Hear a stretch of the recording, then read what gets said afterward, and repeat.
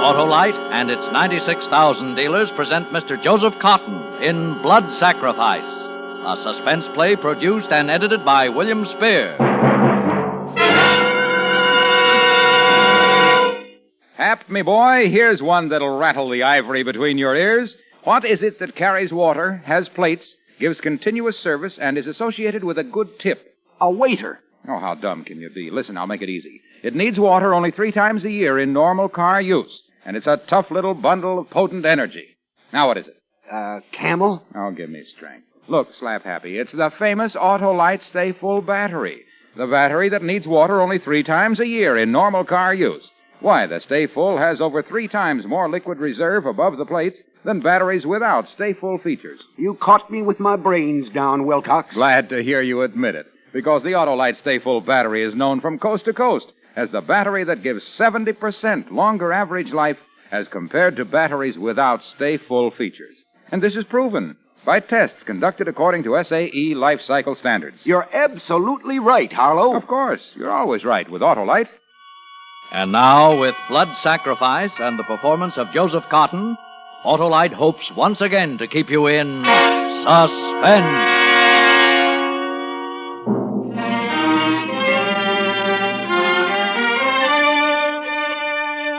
Scene, his dressing room. Gary, his arm through mine, his great, beautiful voice purring assuringly in my ear. It's wonderful, Johnny, wonderful. 200,000. Why, they didn't pay that for Gone with the Wind. You're a success, boy, a success. A success. And well on the way towards being rich. On the marquee above the theater in lights, Garrick Drury in Bitter Laurel, and then in slightly smaller lights by John Scales. New clothes, best food, a fashionable hotel, new and fashionable acquaintance. And I owed it, every bit of it, to Garrick Drury. Everyone said that, everyone except Gary. We had just finished seeing the men from the motion picture company. Gary had been charming, courteous, thoughtful, protecting my royalties, protecting his rights, and finally they were gone. Walters, Gary's valet, came into the room. Anything else, Mr. Drury? Not tonight. I'll pick you up in the car at the stage door at 5 minutes. Yes, sir. I'm going to see Mr. Scales to his taxi. Sure I can't drop you anywhere, John? No, quite sure, thanks. Glad to, you know. Oh, Walters. Oh, yes, sir. Bring along that play of young, what's his name, Ruggles, Buggles, you know who I mean.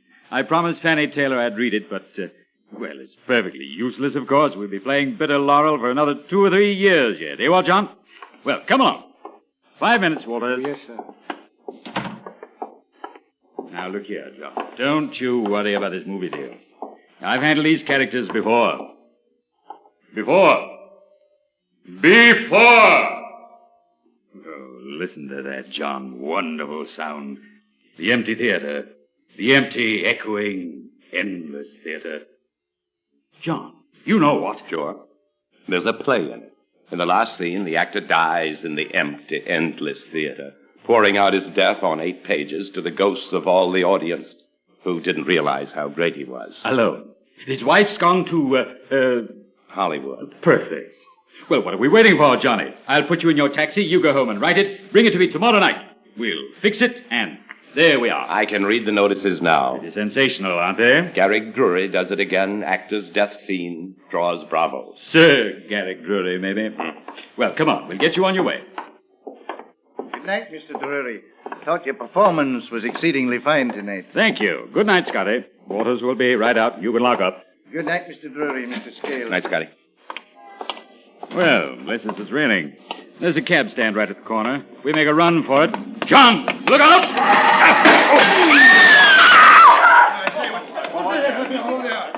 John, are you all right? I don't know. Knocked the breath out of me. My side. How about you? You all right? No. Here, let me help you. Bye. You are hurt. No. Just jarred up a little. No broken bones. Gary. Oh, my Lord.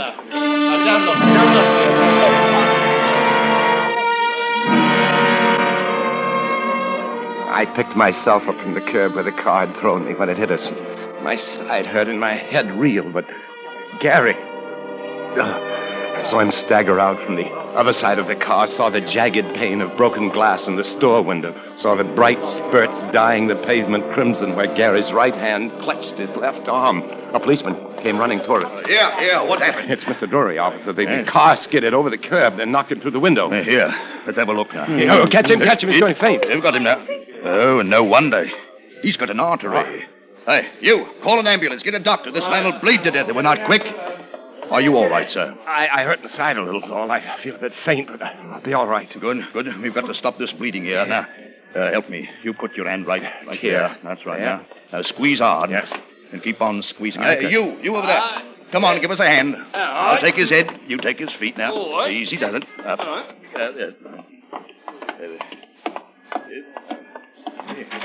What happened?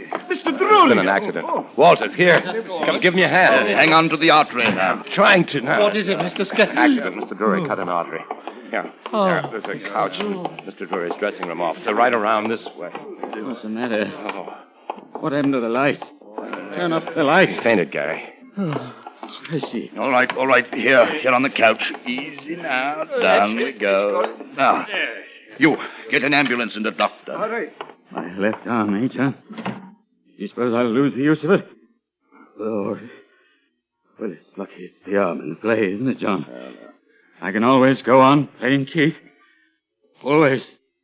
The rest of my life. My play. All the rest of his life. Oh, because of the blood, I began to be sick. And the officer took his strong hand and gripped the artery in Gary's arm above my own shaking fingers. Now, you look peaking. Lie down, Mr. Scales. Let me hold that. Now, you help rig up a tourniquet. Well, Walters, whatever your name is. Will someone try to get a doctor? Just call for the doctor. There's no one on emergency. Everyone's out, and so are the ambulances. Then call a private hospital. This man is bleeding to death. Bleeding to death. This was the end, was it? No doctor on duty, and Garrick Drury bleeding to death. And then I came to. I'll find a doctor.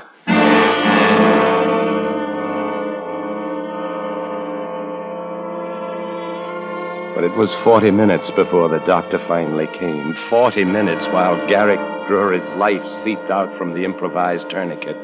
The doctor set down his bag and took one look. We're still trying to get hold of an ambulance, Doctor. Oh, never mind. We couldn't move him now anyway. There's only one thing to do. Give him a transfusion right here. Yes. Well, first we'll make a decent tourniquet. I'll test his blood for type. Oh, by the by, wait around, all of you. I have to find someone among you with type of blood that matches his. Gary lay on a couch behind a screen in his dressing room. I say we were taking. And there was a plate on the table, one with a border of pink roses from which, during rehearsals, we'd often eaten hasty sandwiches. Now there were 4 round blobs of red on it. Blood. 2 blobs of mine and 2 of Gary's valet, Walters. Behind the screen, Walters was blubbering with grief while an intern, arrived at last with the ambulance, was murmuring fearfully. But, Doctor, I can't find his pulse. You can't. What? Wait a minute. Here, you idiot, let me see. Yes, of course, here it is. But we must hurry or we'll be gone. Steady now, Walter, steady. We know you love him. We're doing all we can. Now, let's go look at those tests. The important thing is to give a transfusion as soon as possible. Let me give it. I'll give my life for Mr. Drury. Let me give the transfusion. No. We'll see. I've already told you Drury's blood is type 3, very difficult. Can only give him a transfusion from someone of his own type or a type 4 universal donor. Anything else would be like giving him prussic acid.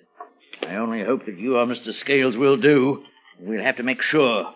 All right, now let me see. The doctor bent over the plate, pouring liquid out of vials onto the red drops. I stood where I'd been standing when he put the blood onto the plate before the intern's voice had cried out. Doctor, I can't find his pulse. Walters and the doctor had plunged around the screen to where Gary lay unconscious. I watched while the doctor finished with the vials. Then he picked up a grease pencil from the dressing table and drew a line across the plate, cutting it in half. Then with the pencil, he marked the side on which I stood with an S and the side on which Walters had stood with a W. Now we'll be sure of which is which. It will take a few minutes to see if there's any agglutination. Oh, let's hope. That's all we can do is hope. And he disappeared once again behind the screen. It was then that I noticed the one rose on the border of the plate which had been blurred in the firing. I'd noticed it before many times. I've noticed it today in the last few minutes, looking stupidly at it, as you do at such things. But before the doctor had marked it, before he and Walters had gone running behind the screen, then hadn't the blurred rose been on the left, my left? But now it was on the right. Might Walters, in passing, have brushed it and turned it around? I stood and stared at the tiny pool on the side marked W. Little hard purple crystals were beginning to form around the edges.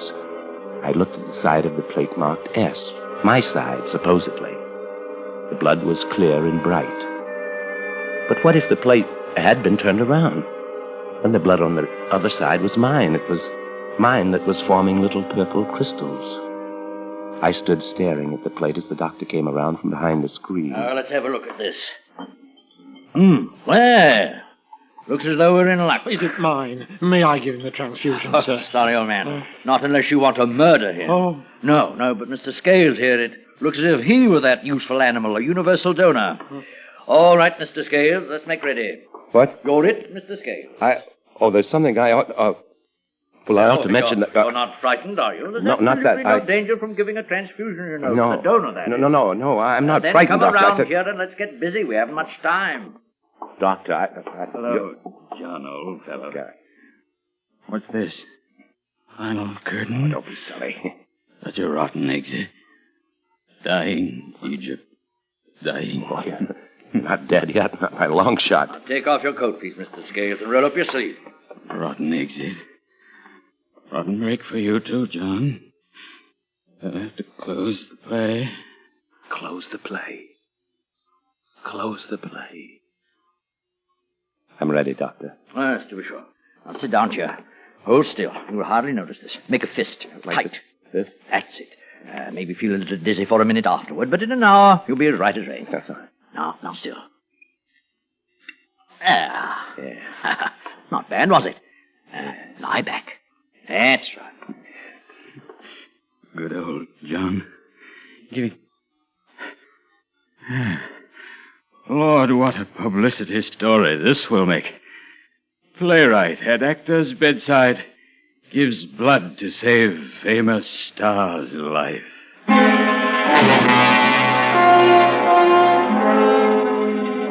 If he had kept quiet, if he'd only... It might not have been too late then. But then I knew that I would never tell the doctor. I would never tell anyone. I would only wait and see. The revulsion, the contempt, the hatred that had been caged up in me for that smiling, posturing ape on the couch leaped now, clawing at the bars, howling for revenge. Going all right, Scales? Yes. Yes, perfectly. Thank you, Doctor.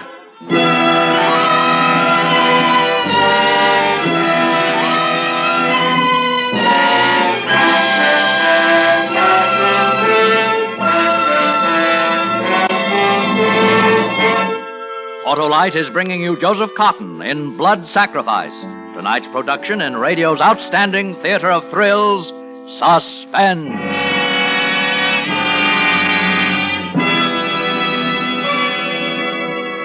Now it's my turn, Wilcox. Riddle me this. What is it that lives a long time, has great power and endurance, and can store water? Well, that's easy, Hap. An Autolite Stay Full battery. Oh, no. Yes. That Autolite Stay Full battery needs no more water than a cactus because it has more than 3 times the liquid reserve above the plates as compared to batteries without Stay Full features. Stop that, Wilcox, and answer my riddle. Now, let's see. Now, you mentioned long life. The Autolite Stay Full battery has a fiberglass retaining mat protecting every positive plate. That accounts for its incredibly long life. Why, recent tests based on SAE life cycle standards prove that Autolite Stay Full batteries give 70% longer average life than batteries without Stay Full features. You're not even getting warm, Wilcox. Why, man, this Autolite Stay Full battery is tops in batteries. Talk about power, it's phenomenal. Endurance, sensational. And remember, it's the battery that needs water only 3 times a year in normal car use. Elephants is what I had in mind, Harlow. But I'm right, too, Hap, because you're always right with Autolite. And now, Autolite brings back to our Hollywood soundstage our star, Joseph Cotton, in Blood Sacrifice, a tale well calculated to keep you in suspense. I lay back there on the chair in the dressing room. The doctor had been right. There was no pain about it. I could feel little tinglings as the blood said goodbye to my body on the way to inhabiting the much bluer veins of a distinguished actor. No, I felt nothing. Only a gentle warmth after a while and a lovely serenity. And with it came little visual effects inside my closed eyelids, a kaleidoscope like they use in films to dissolve into flashbacks. That was it. Yes. I was having a flashback. I hadn't wanted to send the play to Gary in the first place, but I was new in London, and good old George Philpotts, who was handling me, said he had a hunch about it. Everything to gain, my boy, nothing to lose. May as well try, you know. Can't get hurt trying. Lord, George, Garrick Drury, it's just not his kind of play. It's a tragedy, a bitter, cynical, disillusioned tragedy. Well, he just may like it, you know. I'll send it along over to his hotel. We'll see. I'd never met Gary until then, and of course, this tremendous charm of his, this flashing, winning, infectious, incomparable style of the man, when you talked to him, you were lost. And he did like the play, at least he said he liked it. Oh, yes, wonderful idea. Very strong. Perhaps a little grim, but then these are grim times. Of course, there are one or two things that need touching up, and we may have to make a change here and there. There's never been a play produced that didn't have to have a certain amount of rewriting during rehearsal. You understand. But I didn't understand. I was still too bewildered to understand. The man had this fantastic charm, and he'd used it. Before I was out of his office, I'd signed a contract giving me a very pretty share of the royalties, and Gary the right to make any reasonable changes he might deem necessary to the script. Reasonable changes. During rehearsals, we'd sit halfway back in the theater. And... Oh, John, I've been thinking. Yes? The cocktail scene in the first act bothers me. It seems out of character. What do you mean?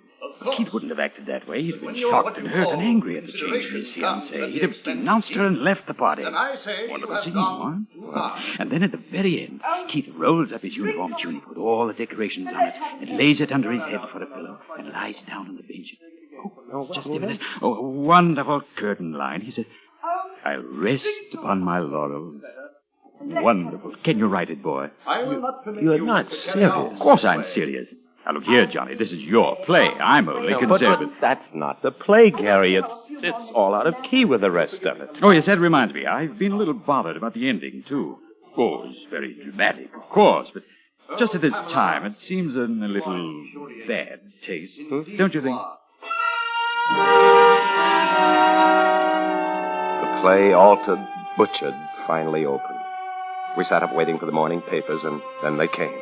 I read them, and I wanted to run away and couldn't. The voices of the critics saying to the public, This broken-back play is only held together by the magnificent acting of Mr. Garrick Drury. Saccharine as it is, bitter laurel provides a personal triumph for Mr. Garrick Drury. Nothing in the play is consistent except the assured acting of Garrick Drury. Mr. John Scales has constructed his situations with great skill to display Mr. Drury in all his attitudes, and that is a sure recipe for success. We prophesy a long run for bitter laurel.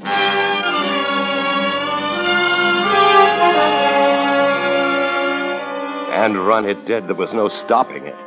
I caught myself wishing Garrick Drury would die or lose his looks or his voice or his popularity so that the whole thing could be buried and forgotten.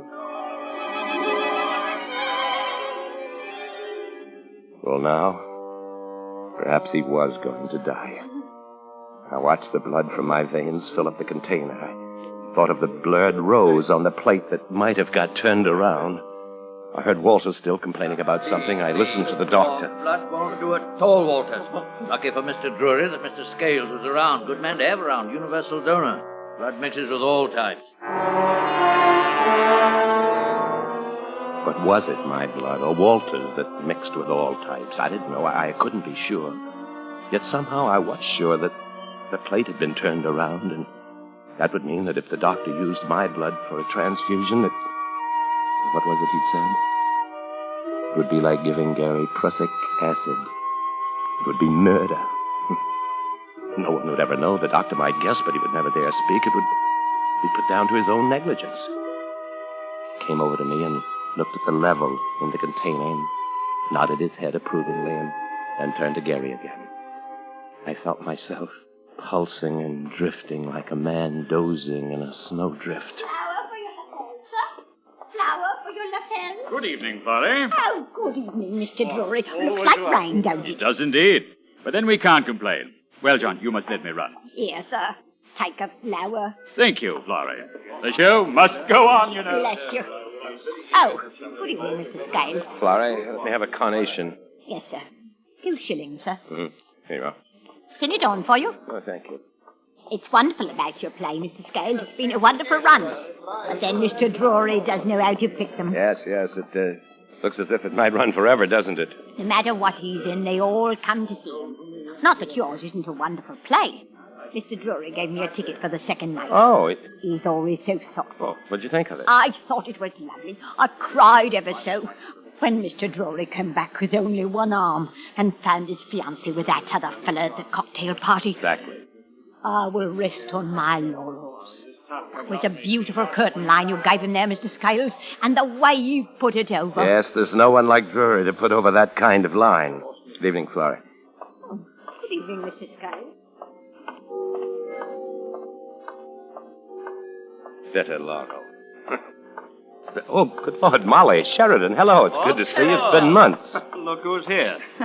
New York's rising dramatist. Oh, no, don't. Have you seen it? I sent you tickets. Yes. Kind of you to think of us in your busy life. Yes, we saw the show. Oh, I know, but like a fool, I signed a contract without a controlling clause, and by the time Drury and his producer had finished knocking the script around, there wasn't... John, it's a shame. Now, look, let's forget the play and go have a drink together, shall we? Oh, sorry, Opa. We have to think of our reputations, you know. Good night, John. Come along, Sherry. John.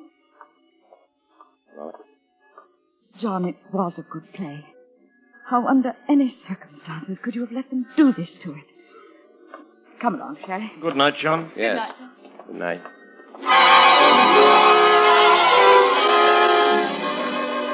Ah, fine. Almost full quart. That ought to do it. Feel all right, Mr. Scales? Yes. Good. Now we'll throw you out of here and go to work. The doctor ushered me out of the room onto the stage. I saw him disappearing around the screen with a flagon in his hands as I closed the door. Just as I thought. There were the reporters waiting. I sat down. I felt weak, not right at all. Mr. Scales, how is he? Yes, Will he live, do they think? Well, they think he may. They're giving him a transfusion. Oh, with your blood. Oh, what a story. No, please don't use that. Oh, yes, we know how you feel, but after all... I'm just doing what anyone else would do. He was my friend. I owed him everything. Well, of course, but you're a hero. You don't know how people feel about Garrick Drury. Don't I? Oh, incidentally, Mr. Scales, we hear you've sold the screen rights of the play. Oh, no, not yet. It was, we'd been talking it over tonight. But if anything happens to Mr. Drury... You mean we won't sell, huh? If anything happens to Gary, Bitter Laurel will never be performed again. My hands were wet and cold, and I could feel the perspiration running down my back. My head was light, and I seemed to be walking on air. The voices of the reporters were distant and indistinct. I felt the sudden need to lie down, to rest, sleep. And the door to Gary's dressing room opened, and I saw the doctor standing there. His face and his voice were blurred. Scales, will you come, please? What is it? He's complaining of a pain in his back. He did almost immediately. We started the transfusion. He's asking for you. Of course. I just don't understand it. I don't understand. We all did our best. So much hemorrhage, shock, cardiac strain. It's always a gamble, you see, when the operation is left so late. Sometimes there is a particular idiosyncrasy. I should have preferred a direct test, but that's no good if the patient dies while you wait to make sure. Mr. Drury. Oh, Mr. Drury. What is it? Where's Bran? Oh, his son. No, he's understudy. He'll be here in a minute, Mr. Drury. They're waiting. Bran. Fetch Bran. The curtain must go up.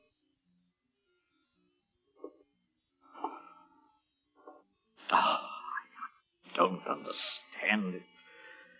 Yes, he's dead. Why did he die, Doctor? Blood transfusion, but I don't understand it.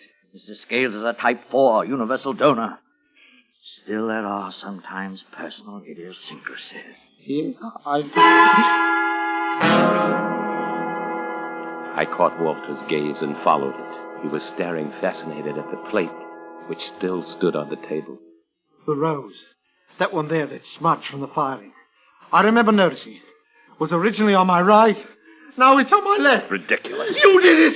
You turned the plate around because you knew that my blood would save him and that yours don't be wouldn't. a fool, Walters. I lost everything by his death. Why should I want him dead? You hated him. I've known, I've seen it all the time. Because of the play. Walter. You killed Don't him! be a fool. Too fantastic. What coroner's jury? No! What coroner?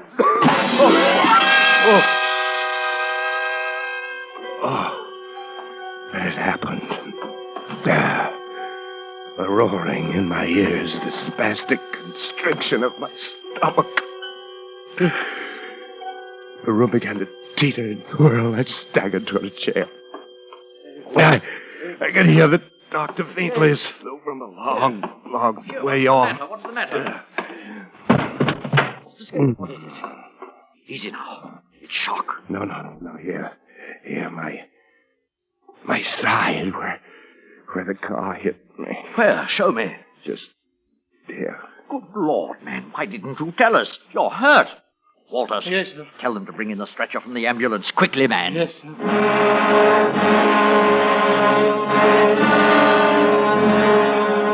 It's ironic. When the car hit me, it was an injury to the spleen. The spleen, think of it. So you see, all the time I was giving Gary blood for a transfusion, I was bleeding to death inside myself. Ironic, isn't it? Death from shock and loss of blood. They gave me a transfusion, too late. But I wouldn't have to die, they said. I would have lived if I hadn't given my blood to kill Garrick Drury.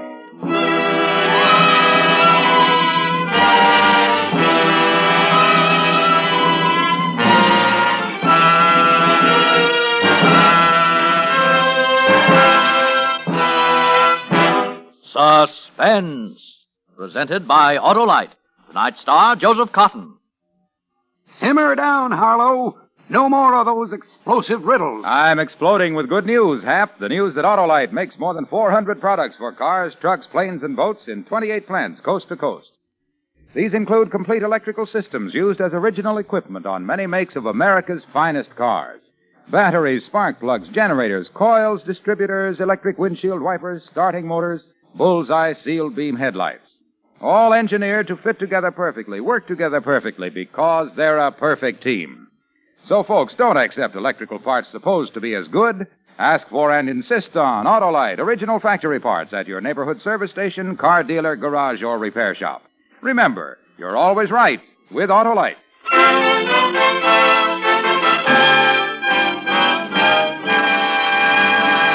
Next Thursday for Suspense, our star will be Cary Grant. The play is called Salvage, and it is, as we say, a tale well calculated to keep you in suspense. Tonight's Suspense play was produced and edited by William Spear and directed by Norman MacDonald. Music for Suspense is composed by Lucien Morawek and conducted by Lud Gluskin. Blood Sacrifice was adapted for radio by Malcolm Meacham from the short story by Dorothy Sayers. Joseph Cotton may currently be seen in the Carol Reed production, The Third Man, a David O. Selznick release. You can buy Autolite Stay-Full batteries, Autolite resistor or regular spark plugs, Autolite electrical parts at your neighborhood Autolite dealers. Switch to Autolite. Good night. This is CBS, the Columbia Broadcasting System.